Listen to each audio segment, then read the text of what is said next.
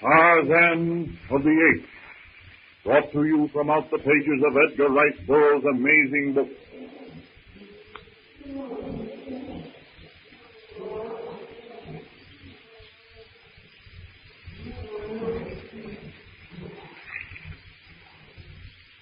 Bless me, Professor. There seems to be someone approaching. That's Philander. How often must I tell you that? But I think I am Mr. Philander, I now find you guilty of a flagrant breach of courtesy in interrupting me to call attention to a mere quadruped of the genus Felis.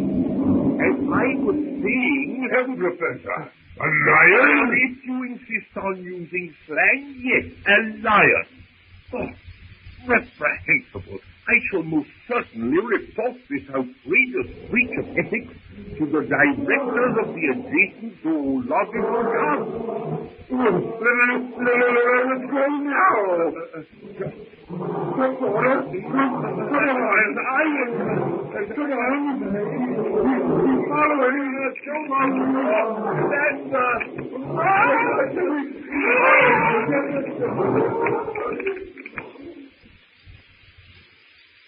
Numa's roar carries to Tarzan as he sits on a low-hanging branch watching the hut.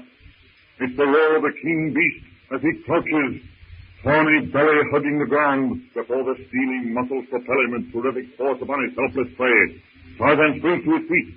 He leans forward, grasps the tough stem of a trailing vine. His knees bend as he pulls the vine toward him. His feet seem to grip the rough bark of the branch. His strong hands work their way down the vine. He crouches like a sprinter at the mark, and with one glance across the clearing gauges his distance.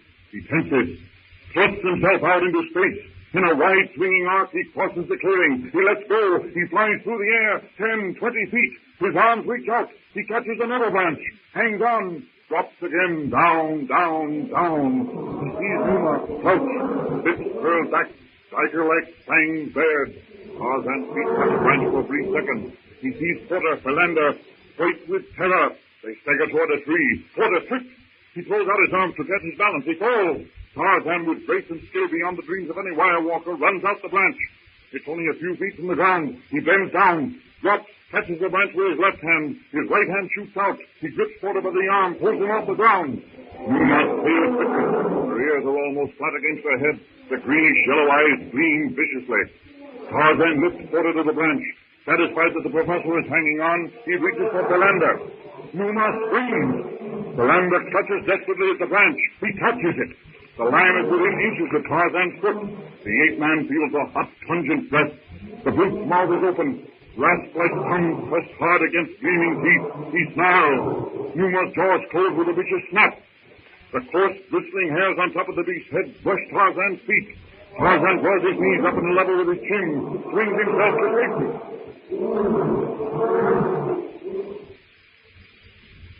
Back in Tarzan's hut, Jane Porter and Clayton are trying to make their jungle home as comfortable as possible.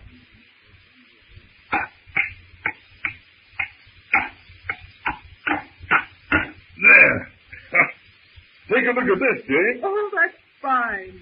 Now I can use the cupboard for our dishes. If tin mugs can be classed as dishes. Well, it isn't much to look at, but it's the first shelf I ever made, and I'm quite proud of it. At least it won't come down. You know, we are badly in need of something to sleep with. Do you think you could make a long-handled broom? Why, yes, I think so. Let me see it. Why, I can tie a bunch of these feathery leaves to a reasonably straight branch. Oh, that will be perfect. I can put up with almost anything but these enormous spider webs on the beams and in the corners.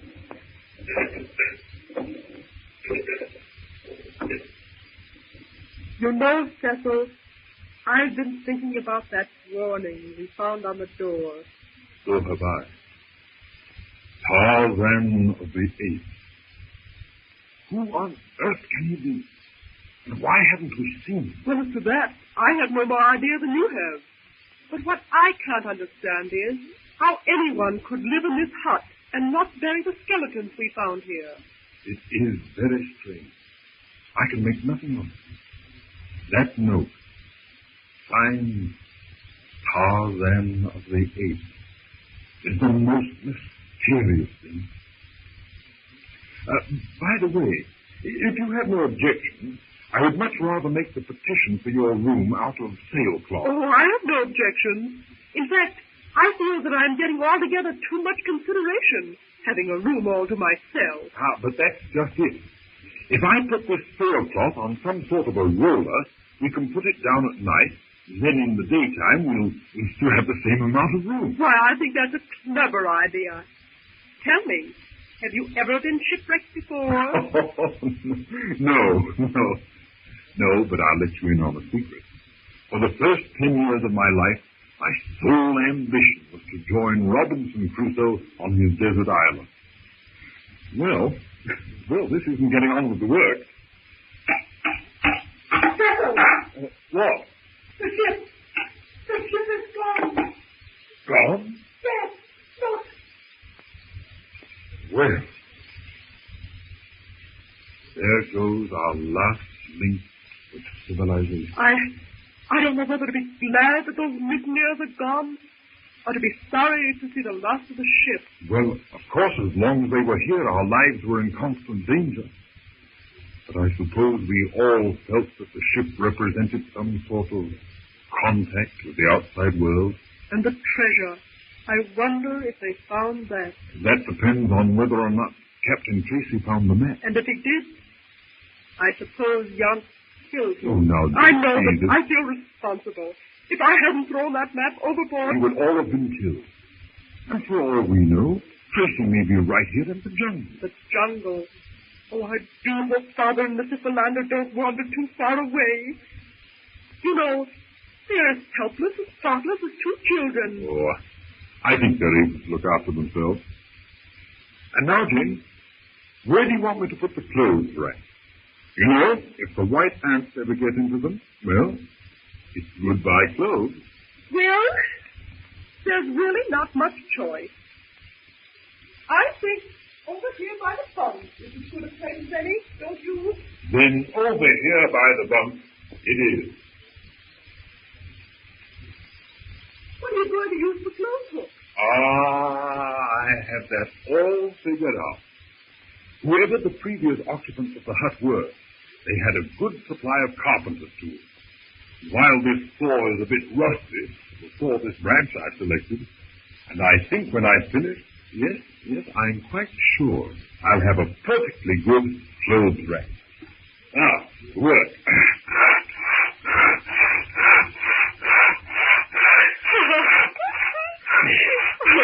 But your Robinson Crusoe ideas are certainly standing up in good stead. I could do a much better job if I had some decent nails. Have you used the ones from the packing case? Yes, I have. But after pulling them out and trying to straighten them on rough stone, they bend too easily. Well, I think you're doing wonders. Well, I'm not much of a carpenter, but I guess you'll do it. Phew. My, that's warm work, Jane. Yes. What is it? Look here. What? Up on this shelf. Why, what? Look. Way up here in this corner. I didn't notice them before. Book? What sort of book? Well, they're sort of dusty.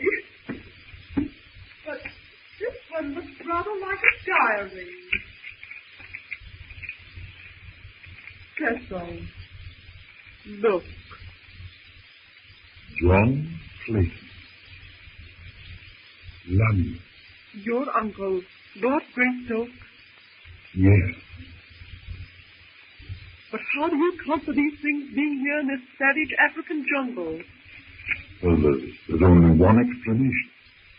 Instead of being lost at sea, as we had believed he was, Greystoke died here. I wonder what happened to the famous Greystoke locket. What locket? A diamond-studded locket that has been in the family for generations. It was always presented to the bride of a Greystoke at her wedding ceremony. I'm sorry, Cecil. I'm awfully sorry. There seems to be nothing here but the book. Yes. Of course. course. The locket would have been with Lady Greystoke. She was called the beautiful Lady Alice, wasn't she? Yes. I've seen her portrait, you know, in the gallery at the Manor. Well, this explains a lot of things and leaves a lot of other things unexplained. Why? What do you mean? I mean, this diary proves conclusively that they were not drowned. What happened to the crew of the vessel? How did Lord and Lady Greystoke come to this place? Were Lord and Lady Greystoke the sole survivors? Or is history repeating itself, as it so often does? Did their crew mutiny and put them ashore? Perhaps the diary will tell us. Oh, well, I'd rather think the famous locket has been worn for the last time by the bride of a Greystoke.